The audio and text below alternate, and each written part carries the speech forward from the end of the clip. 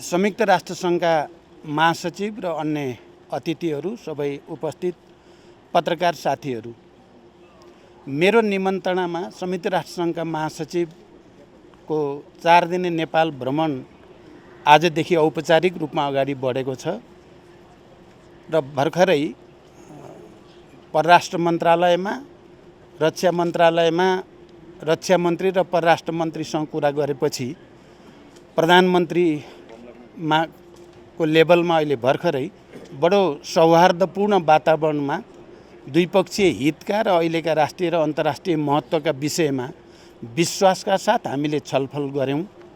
मुख्य रूपमा हाम्रो क्लाइमेट चेन्ज, मौसम परिवर्तनसँग सम्बन्धित विषयमा हामीले गम्भीर रूपले चर्चा गर्यौं र नेपालमा त्यसको जो परिणाम चाहिँ नकारात्मक परिणाम छ त्यसलाई कम गर्नको लागि अन्तर्राष्ट्रिय समुदाय, मुख्यतः संयुक्त राष्ट्र संघको महासचिवको हैसियतले उहाँले खेलेको भूमिकाको हामीले उच्च प्रशंसा गर्यौं र आउने दिनमा अझ ठुलो सहयोगको अपेक्षा हामीले गर्यौं। त्यसैगरी नेपालको शान्ति प्रक्रिया, यो ट्रान्जिसनल जस्टिस अन्तर्गत जो अन्तिम चरणमा छ, त्यसलाई टुङ्गोमा पुर्याउन पनि अन्तर्राष्ट्रिय समुदाय र संयुक्त राष्ट्र संघको महासचिवको हैसियतले उहाँको महत्त्वपूर्ण भूमिका हुने कुरा पनि हामीले गर्यौं। त्यसैगरी नेपालको आर्थिक विकास र समृद्धिको बारेमा, अनि हामी एलडीसीबाट ग्रेजुएट हुँदैछौँ हामी 26मा, त्यो प्रक्रियालाई सहज बनाउन र एसडीजी यो चाहिँ 2030 सम्म हामी जो चाहिँ लक्ष्य राखेका छौँ त्यसको स्मुथ ट्रान्जिसनको लागि पनि हाम्रो बीचमा असाध्य सकारात्मक छलफल भयो। मैले निकै खुसी पनि व्यक्त गरेँ, सन्तुष्टि पनि, कि महासचिव, संयुक्त राष्ट्र संघको महासचिवलाई नेपालको राजनीतिक उतार चढाव बारे पनि सबै कुरा थाहा छ पहिले नै, नेपालको शान्ति प्रक्रियाको बारेमा, नेपालको मौसम परिवर्तन क्लाइमेट चेन्जको असरको बारेमा पनि उहाँलाई सबै कुरा थाहा छ। धेरै भन्नै नपर्ने गरी उहाँले नै नेपालको हितमा र अनि नेपालले शान्ति सेनाको रूपमा विश्व शान्तिको निम्ति खेलेको भूमिका, नेपाली सेना, नेपालको पुलिसले उहाँले मुक्त कण्ठले प्रशंसा गर्नुभयो। हामीले पनि त्यसमा हामीले गरेको योगदान अनुसार फिल्डमा पनि र हेडक्वार्टरमा पनि त्यसको उचित सम्मान होस् भन्ने कुरा पनि हामीले राख्यौं र निकै नै सौहार्दपूर्ण र विश्वासको वातावरणमा हाम्रा कुरा भए र आउने दिनमा यो भ्रमणपछि राष्ट्रसङ्घ र नेपालको बीचमा र अन्तर्राष्ट्रिय समुदायसँग हाम्रो सम्बन्धलाई सहजीकरण गर्न पनि महत्त्वपूर्ण भूमिका खेल्ने विश्वास हामीले व्यक्त गरेका छौं। Thank you.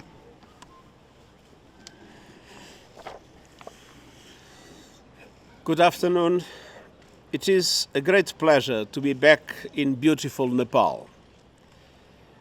The Prime Minister and I have just had a very productive meeting, and I thank him for his wonderful hospitality. Indeed, the warm welcome I received in Nepal is something I will never forget. We are living in difficult and tense times.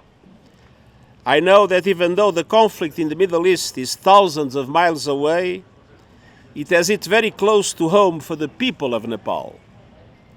I extend my deepest condolences to the families of the 10 Nepalese students killed in the terror attacks by Hamas in Israel on 7 October, and my best wishes for the safe return of Mr. Bipin Joshi, who is missing.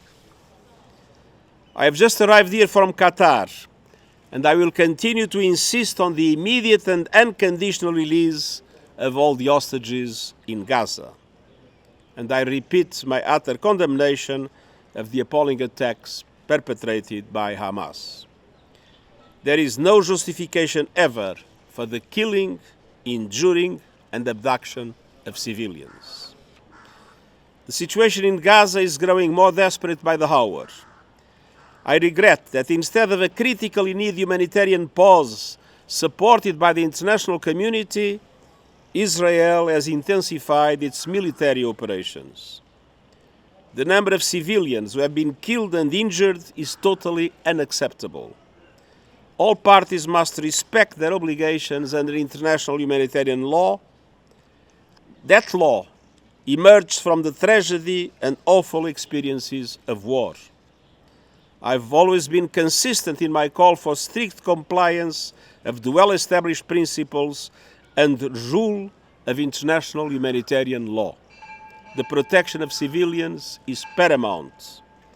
The laws of war establish clear rules to protect human life and respect humanitarian concerns. Those laws cannot be contorted for the sake of expedience. The world is witnessing a humanitarian catastrophe taking place before our eyes. More than 2 million people with nowhere safe to go are being denied the essentials for life: food, water, shelter, and medical care, while being subjected to relentless bombardment. I urge all those with responsibility to step back from the brink. And I reiterate my appeal for an immediate humanitarian ceasefire, the unconditional release of all hostages, and the delivery of a sustained humanitarian relief at a scale that meets the needs of the people of Gaza. We must join forces to end this nightmare for the people of Gaza, Israel, and all those affected around the world, including here in Nepal. Ladies and gentlemen, I'm here in Kathmandu to strengthen the deep friendship and cooperation between Nepal and the United Nations. Nepal has a long and proud tradition of championing peace and multilateralism. And the United Nations is hugely grateful to Nepal for your support for multilateral solutions, backed up by the enormous contribution you make to peacekeeping missions around the world. Nepal progress over the past 20 years has been astonishing. You have become a republic, established peace, and surround yourselves behind the Sustainable Development Goals and climate action. And there is more to come. The next few years will be decisive as Nepal prepares to graduate from least developed country status and as it embarks on the final stages of the peace process with transitional justice. Transitional justice must help to bring peace to victims, families, and communities. And the United Nations stands ready to support Nepal to develop a process that meets international standards, the Supreme Court's rulings, and the needs of victims, and to put it into practice. Nepal is also caught in a blizzard of global crises not of its making. The aftermath of the COVID-19 pandemic, inflation caused by the international economic situation, and the enormous threat posed by climate chaos. Much more international action is needed. Developed countries must step up to support sustainable development and help developing economies, including Nepal, to tackle the climate crisis. On this trip, I will visit the Himalayas to see for myself the terrible impact of the climate crisis on the glaciers. The situation is dire and it is accelerating. Nepal has lost close to a third of its ice in just over 30 years, and glaciers are melting at record rates. The impact on communities is devastating, and I will meet local people in the Himalayas to hear directly from them about how they are affected. I will travel to Pokhara and to Lumbini to reflect on the Lord Buddha's teachings of peace and non-violence, which are more relevant than ever in our deeply troubled world. And I want to explore how the United Nations and Nepal can work together even more to solve problems, boost prospects, and improve international support. Because Nepal is a friend of the world, and so the world must be a better friend to Nepal. Working together, we can make that a reality, and I thank you.